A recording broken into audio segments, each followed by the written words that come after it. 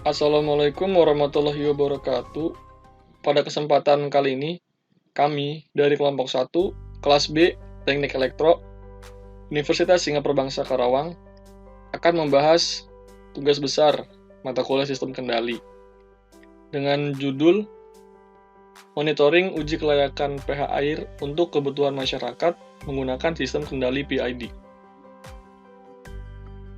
Dengan anggota kelompok kami, yaitu Eugenia Elizabeth dengan NPM 1910-6311-559, kemudian saya sendiri, Hafiz Zarif dengan NPM 1910-6311-562, dan Ikhwan Nur Syaban dengan NPM 1910-6311-666. Pada video kali ini ada beberapa poin yang akan dibahas, yaitu deskripsi sistem, pemodelan sistem, spesifikasi performansi sistem, analisa, perencanaan kendali, dan kesimpulan. Deskripsi sistem. Kesulitan air bersih menjadi permasalahan yang sangat harus diperhatikan, karena banyaknya limbah menyebabkan banyak air bersih menjadi tercemar. Karena permasalahan tersebut, air bersih menjadi terkesan sangat mahal untuk didapatkan. Maka dari itu, untuk pengelolaan air, harus ada sistem kendali yang baik, karena itu sangat diperlukan. Dan untuk mendukung proses tersebut, telah diterapkan sistem kontrol yang sudah dimonitoring pada sistem kendali PDAM.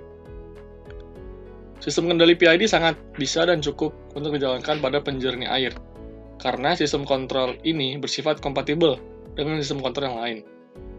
Dalam perancangan yang berjudul Monitoring Uji Kelayakan pH Air untuk Kebutuhan Masyarakat menggunakan Sistem Kendali PID, kami menerapkan beberapa komponen, yaitu diantaranya Arduino Uno R3, pompa air, relay, sensor LDR, sensor PID, sensor pH, dan turbidity.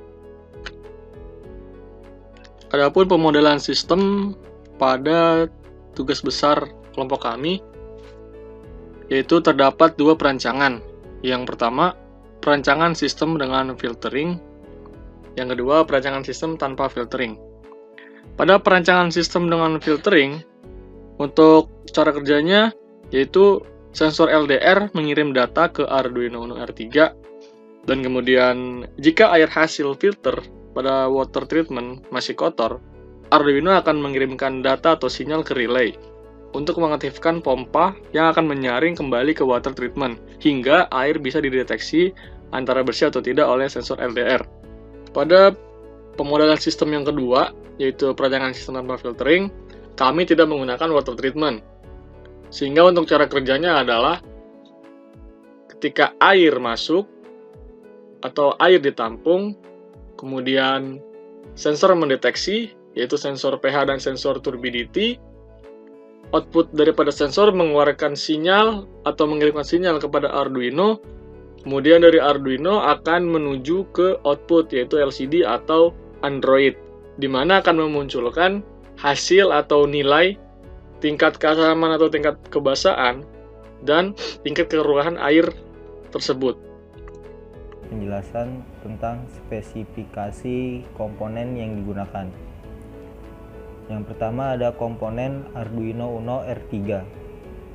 Spesifikasi Arduino R3 ini sudah tertera pada samping gambar komponen tersebut.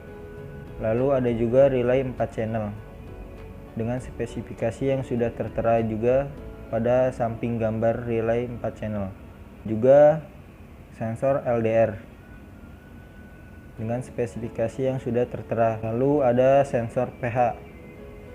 Sensor ini untuk mendeteksi kadar pH pada air dengan spesifikasi yang sudah tertera pada samping gambar.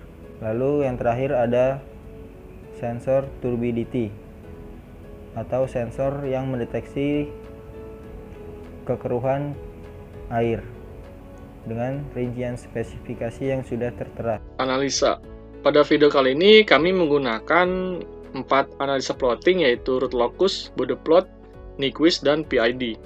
Untuk analisa root locus, kelompok kami menggunakan software MATLAB dengan kode sebagai berikut. Dan untuk hasil simulasinya, terdapat 2 titik.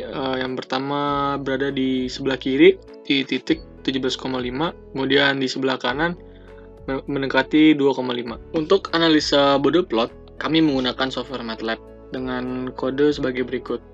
Dan untuk hasil simulasinya terdapat pada gambar, di mana pada grafik magnitude hasilnya sangat bagus.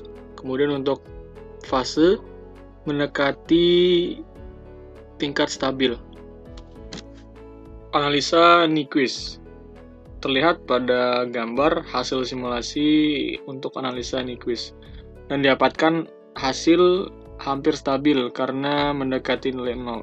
Untuk analisa PID, kami menggunakan software MATLAB dengan program Simulink sebagai berikut. Dengan nilai KP sama dengan 1, KI sama dengan 0,02, dan nilai KD sama dengan 0,01.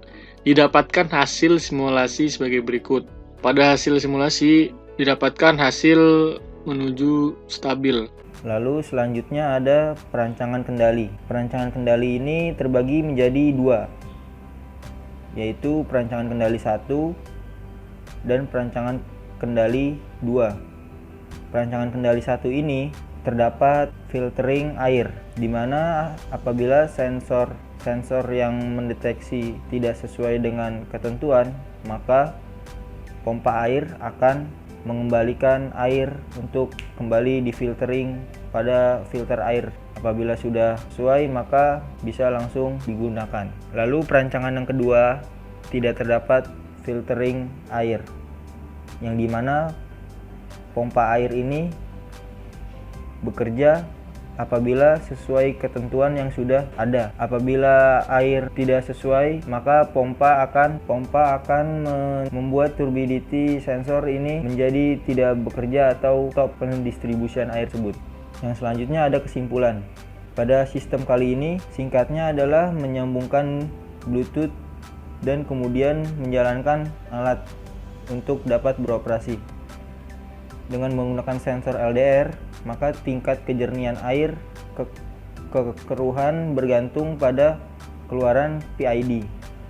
Kemudian aplikasi yang telah dirancang akan memberikan hasil yang diperoleh dari alat penjernih. Hasil dari sistem dan waktu saat sistem bekerja juga akan ditampilkan pada aplikasi.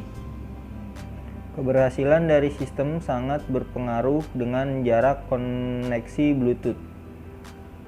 Semua komponen dan bahan untuk perancangan sistem dirancang sedemikian rupa sehingga posisinya bisa menyesuaikan wadah penampung air.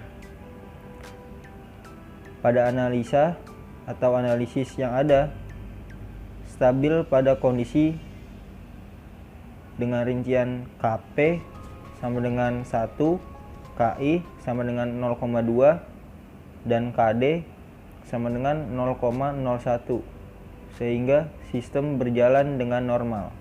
Demikian presentasi yang kami lakukan, kurang lebihnya mohon maaf. Wassalamualaikum warahmatullahi wabarakatuh.